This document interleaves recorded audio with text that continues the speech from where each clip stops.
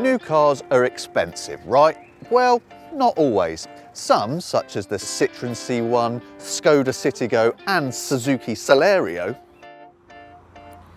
are available for a modest four-figure sum, making them affordable for buyers on a budget. These cars, however, along with most cars this cheap, are absolutely teeny. So what if you need more space? What if you've got children to carry around along with all the other stuff that you also need to carry around when children are involved? In other words, what if you need a cheap car that a family can actually get away with as its only car? Well, that's where the Dacia Logan MCV, or maximum capacity vehicle, plays its trump card. While all these other miniature motors start at around 9 grand, the Logan range checks in at around 8.5. And instead of an unsuitably small city car, you get a roomy family estate with a boot that's bigger than the one you get in a BMW 5 Series Touring, which costs more than 4 times the price. In fairness, the 8.5 grand Logan isn't actually the one you want. It's got a weedy 75 horsepower petrol engine that's noisy as well as slow, and the basic access trim level comes with hardly any equipment. A radio, for instance. And this one, the stepway version, isn't the one you want either. Yes, it gets a 4x4 style SUV makeover, but it also costs you a stack more cash. No, the Logan you really want is the mid-range essential version, which comes with all the equipment you really need, teamed with the slightly pokier TCE 90 engine. That's the one that we think represents ultimate value. So why have we got a stepway? Well, we didn't actually start with a stepway, we just swapped into it for the last couple of months of our 6-month tenure of the car to see if it was worth the extra cash, which it isn't. No, the car we had before was actually a lot more like the one that you actually want to buy. And what do you pay for our favourite Logan? The princely sum of £10,300, which, let's face it, for a car of this size is an absolute steal. To give you some idea, buy it on a manufacturer supplied 4-year PCP deal and it costs you less per day than a Big Mac. And there's lots more to like than just the price and the boot space, which we shall now explore. Decent cabin space, woo. Massive glove box, woo. Massive door pockets, woo.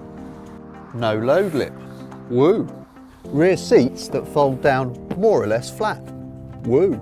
Simple dashboard design and infotainment system, woo. Great all-round visibility, woo. Pretty comfy ride, woo. Responsive engine, woo.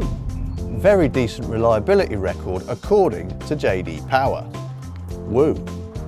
Having said all that, if something's cheap, then it is probably cheap for a reason. And yes, there are quite a few less than ideal things that you'll have to put up with in the Logan. But are they worth putting up with? Well, to all of these little misgivings, I say one thing. 10 and a bit grand. No clever storage solutions. 10 and a bit grand.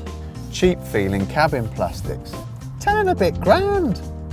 Exposed screw heads and the fact that you can see the airbag unit through the dashboard.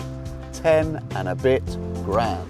You have to open the fuel cap with the key every time. 10 and a bit grand. You have to open the boot with the key every time. 10 and a bit grand. Slightly stodgy handling.